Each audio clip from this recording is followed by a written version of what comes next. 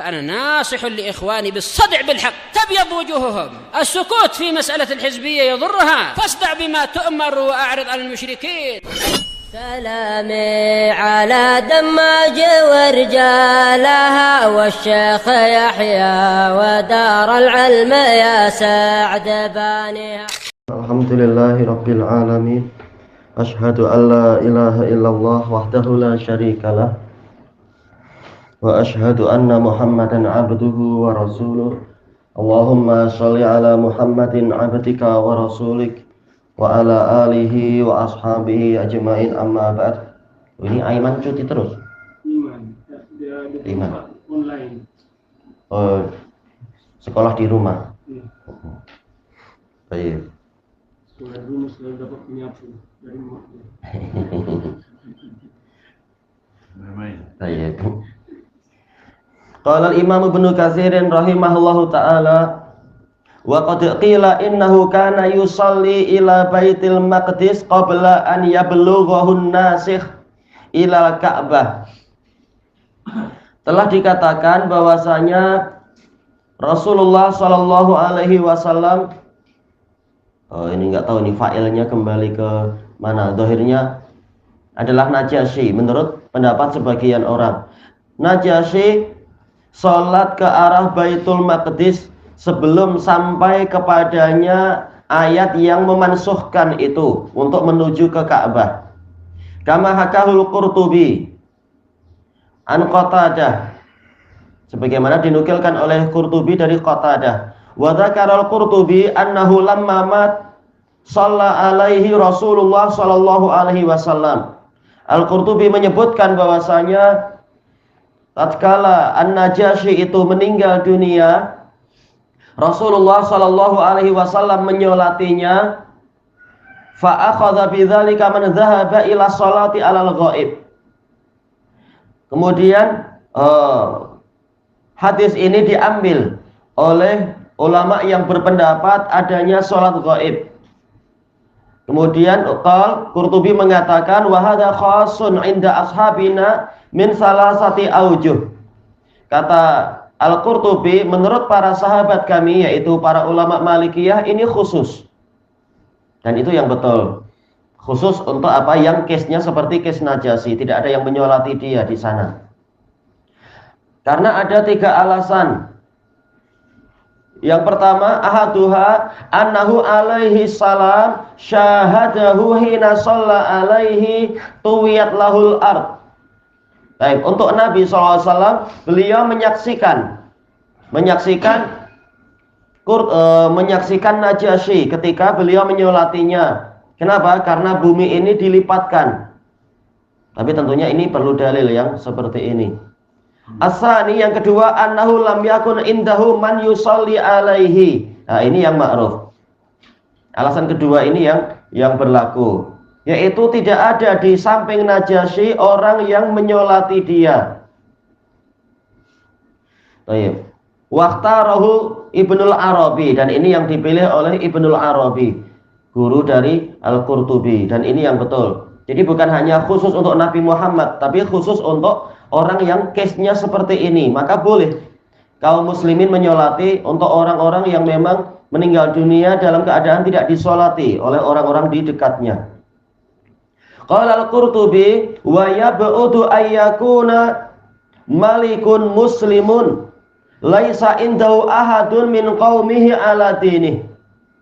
Cuma Qurtubi mengatakan, namun kemungkinannya terlalu kecil untuk seorang raja yang muslim dalam keadaan tidak ada di sampingnya satu orang pun dari kaumnya yang mengikuti agama dia.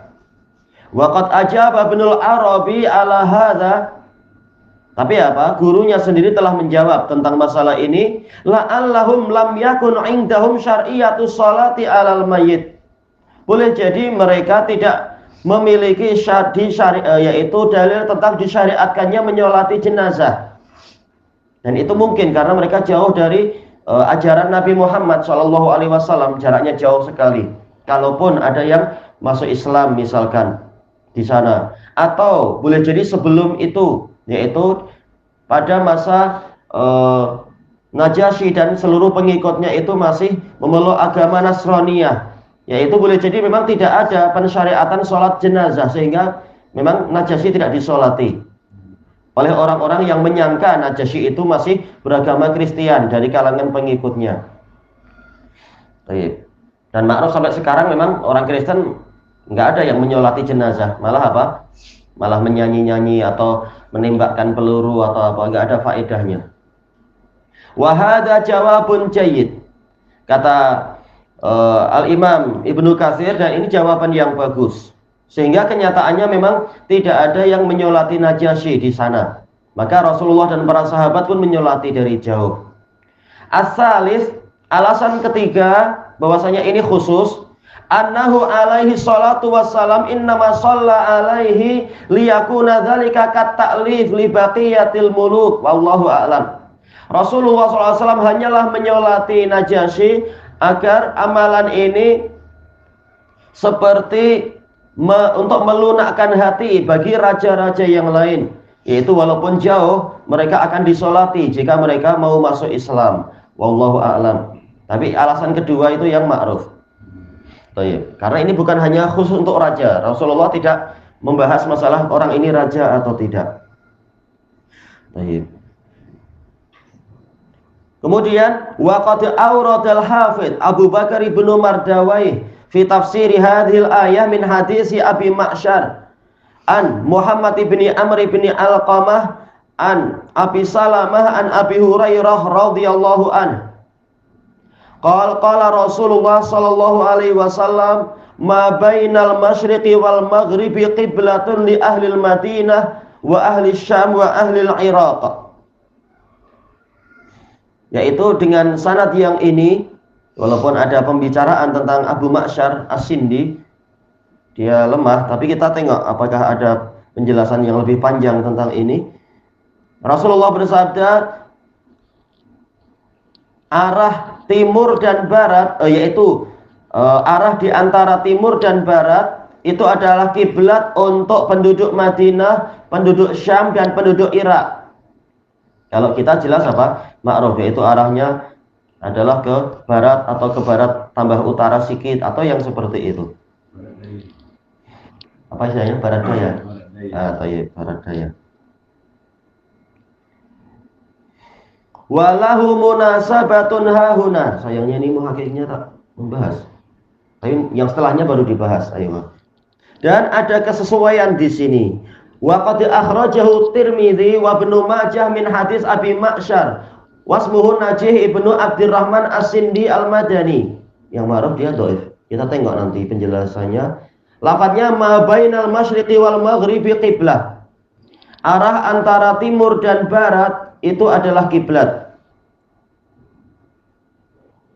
Disebutkan dalam catatan kaki, An-Nasa'i mengatakan Abu Ma'syar Al-Madani najih, dan dia ini dhaif. Di samping dia itu lemah, dia juga mengalami percampuran terhadap hadis-hadis yang mungkar. Dari apa? Dari hadis Muhammad bin Amr, dari Abi Salamah dan dari Abi Hurairah. Dan hadis ini mungkar, kata An-Nasa'i. Cuma si Muhaqqiq mengatakan hadis ini memiliki jalur-jalur yang lain. Ya memang asal hadisnya sahih, tapi bukan dari jalur yang itu. Kalau Abu Ma'syar ma'ruf dhaif. Kita lanjutkan di atas. Qala Tirmidzi wa qad ruwiya min ghairi wajhin an Abi Hurairah. Hadis ini telah diriwayatkan dari sanad yang lebih dari satu dari Abi Hurairah. Wa qad takallama ba'du ahli ilmi fi Abi Ma'syar min qibali hifdzi. Sebagian ulama telah mengkritik, telah membicarakan Abu Ma'syar disebabkan karena hafalan dia, hafalannya agak lemah. Summa qala Tirmidzi haddatsani Al-Hasan bin Abi Bakar Al-Marwazi qala haddatsana Al-Mu'alla bin Mansur qala haddatsana Abdullah bin Ja'far Al-Mahrami an Utsman bin Muhammad Al-Akhnasi an Sa'id Al-Maqburi an Abi Hurairah anin Nabi sallallahu alaihi wasallam ma bainal masyriqi wal maghribi qiblah. Ini yang sahih. yaitu arah antara timur dan barat adalah kiblat. Kiblat untuk penduduk Madinah dan yang memang sehala dengan mereka. Disebutkan dalam catatan kaki, hadza hadisun hasanun sahih. Tayyib. Summa qala Tirmidzi hadza hadis hasanun sahih. Wa haka anil Bukhari annahu qala hadza aqwa min hadisi Abi Ma'syar wa asah. Kemudian Tirmidzi menukilkan dari Bukhari, guru beliau. Al-Bukhari mengatakan hadis ini lebih kuat daripada hadis Abi Ma'syar dan lebih sahih. Tayyib. Qala Tirmidzi wa qad ruwiya min ghairi wahidin minas sahabah. Hadis ini telah diriwayatkan lebih dari satu sahabat. Berarti apa? Ini pembahasan dalam mustalah, yaitu masalah iktibar, yaitu menilai hadis, memeriksa apakah ada penguat, apakah ada pendukung, baik dari kalangan para murid, ataukah dari kalangan murid sahabat, ataukah dari kalangan sahabat. Kata beliau, ma bainal masyriqi wal maghrib qiblah minhum Umar bin Al-Khattab wa Ali wa Ibnu Abbas. Yang meriwayatkan selain Abu Hurairah adalah Umar, Ali dan Ibnu Abbas. Nah, ini syawahid, penguat-penguat antar sahabat. Kalau yang tadi adalah apa? Yaitu mutabaat, yaitu pendukung dari yang bukan sahabat. Wa qala Ibnu Umar, idza ja'altal maghriba an yaminik wal masyriq an yasarik, apabila engkau menjadikan wilayah, yaitu arah barat itu di sebelah kananmu dan arah timur itu di sebelah kirimu, fama bainahuma qiblah, maka di antara itu adalah kiblat. Ini Ibnu Umar di mana? Beliau adalah di Madinah. Idza staqbalta qiblah, idza staqbaltal qiblah, jika engkau menghadap kiblat. Baik. Iya, itu untuk yang di Madinah. Kalau kita tinggal menyesuaikan kenyataannya. Baik. Disebutkan di dalam catatan kakinya di sini,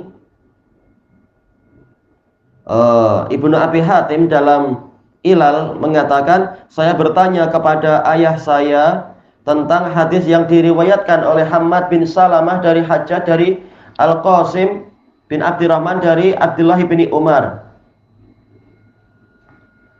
Baik. Mengatakan inilah yang paling mirip sanadnya, yaitu paling sesuai dengan kebenaran. Untuk yang hadis Ibni Umar, bahwasanya ini adalah fatwa Ibnu Umar. Kalau yang tadi para sahabat meriwayatkan dari Rasulullah.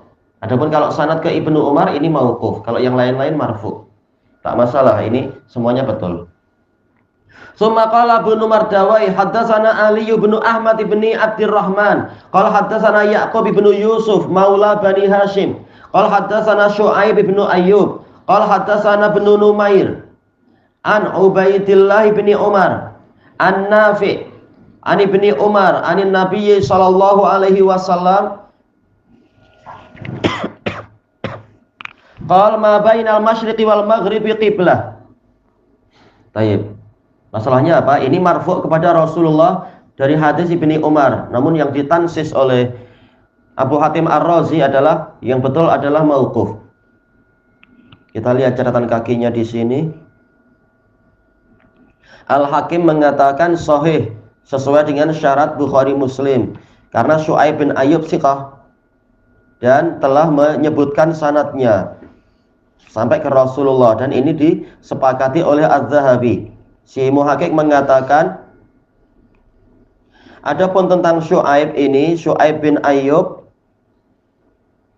apabila dijadikan sebagai termasuk rawi-rawi di dalam Bukhari Muslim, maka ini keliru. Tapi apa yang betul, dia hanyalah rawi di dalam Sunan Abu Dawud saja, dan hadisnya sahih tapi bukan sesuai syarat Bukhari Muslim, kata si Muhaqqiqnya. Baik. Memang dohir sanadnya sahih, seandainya tidak ada tansis dari Abu Hatim bahwasanya yang betul adalah mauquf. Kita kembali ke atas, kata Imam Ibnu Katsir, wa qad rawahu Daruqutni wal Baihaqi wa qala al masyhur an Ibni Umar an Umar qauluh. Al-Baihaqi mengatakan yang terkenal adalah ini dari Ibni Umar, dari Umar, ucapan Umar sendiri. Intinya adalah apa? Mauquf kalau untuk yang riwayat ini. Qala Ibnu Jarir wa yahtamilu. Akhirnya selesai. Alal khilaf, tapi apa? Sahih dari Abu Hurairah, dari boleh jadi dari Ali dan dari Ibnu Abbas. Untuk Umar tadi diperselisihkan, untuk yang Ibnu Umar juga diperselisihkan. Tapi tak mengapa, mauquf dengan mauquf boleh jadi marfu untuk perkara-perkara yang tidak ada ijtihad di situ. Nah, ini ditambah dengan yang marfu tadi.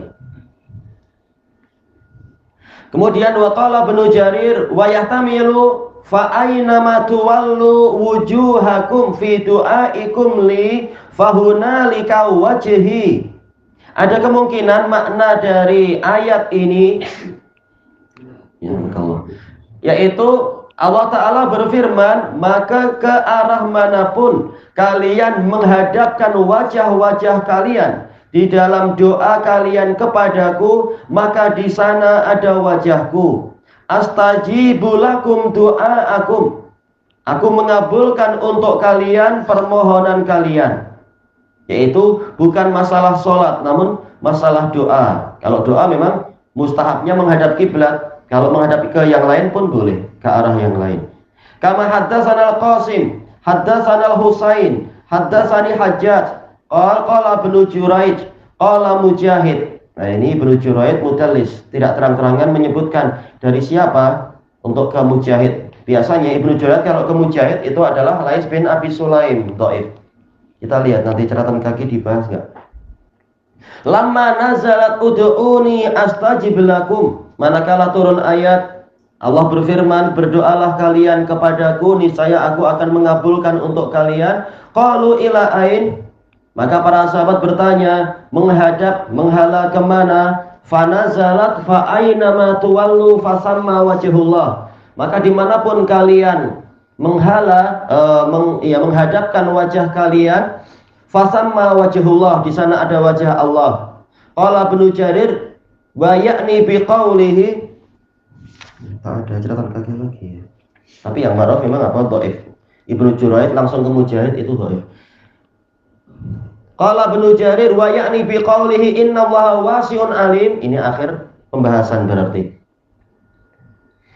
Tentang makna innallaha wasi'un alim, sesungguhnya Allah Maha luas lagi Maha mengetahui, yasa'u khalqahu kullahum. Allah meliputi makhluknya semuanya. Meliputi dengan apa? Bil kifayah, yaitu dengan kecukupan rezeki dan perhatian dan sebagainya, wal ifdal dan kurnia, wal jud kedermawanan. Wa amma qauluhu alim fa innahu ya'ni alimun bi a'malihim.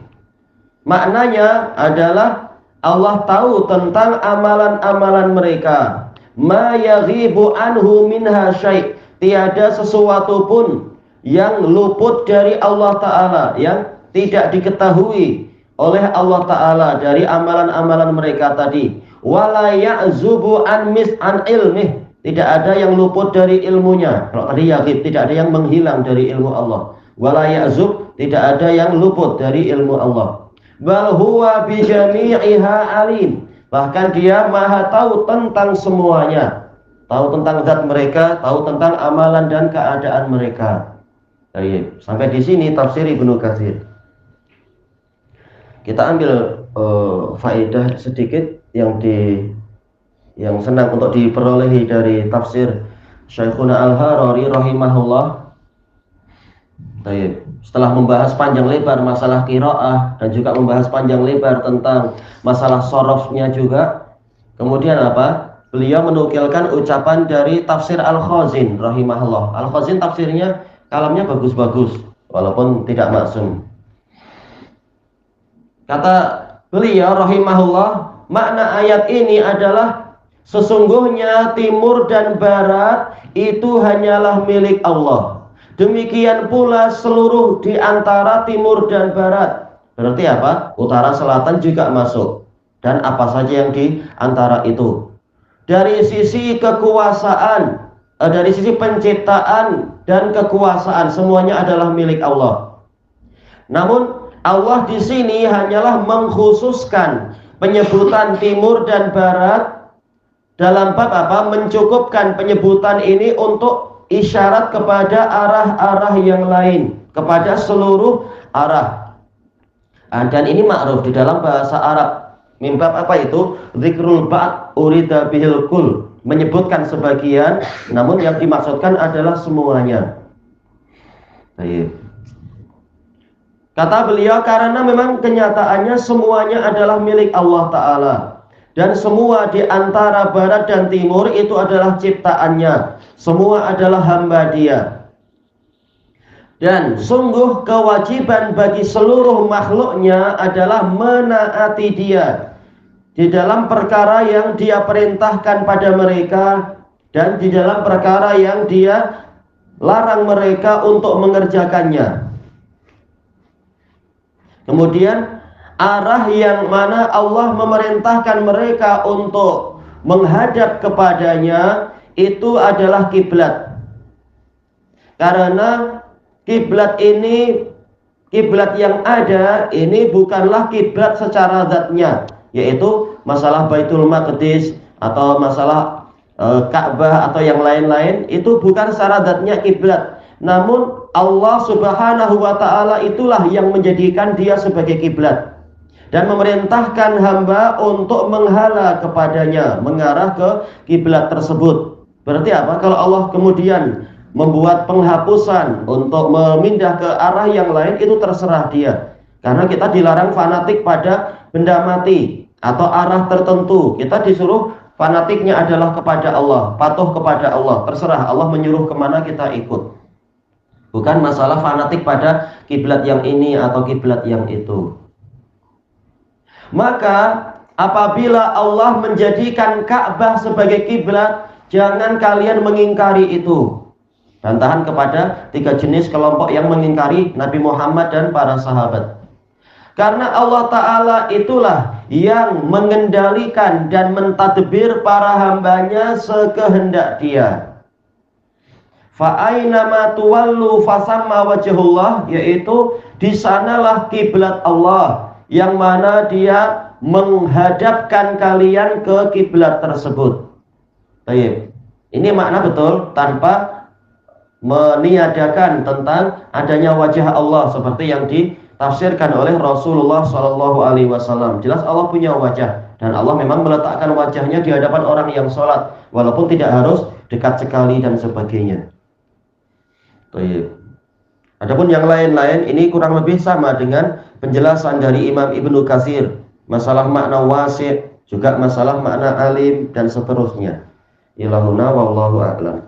Jadi kiblat masjid di Madinah itu dia sembarangan atau memang menghadap ke Ka'bah? Menghadap ke Ka'bah. Nah, ini pertanyaan yang bagus, yaitu apakah makna dari hadis tadi antara timur dan barat adalah kiblat? Itu berarti boleh kita menghadap sembarang-sembarang, yang penting antara timur dan barat.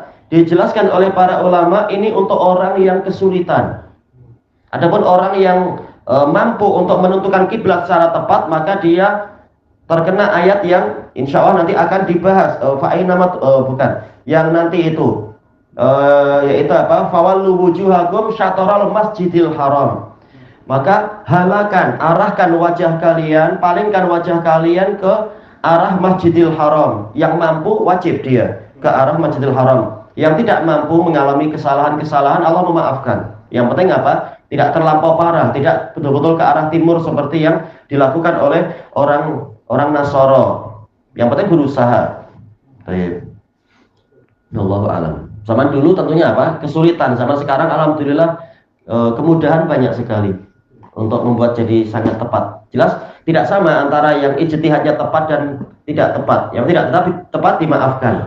Yang tepat dapat 2 pahala. Baik. Yang tidak tepat dimaafkan dan dapat 1 pahala.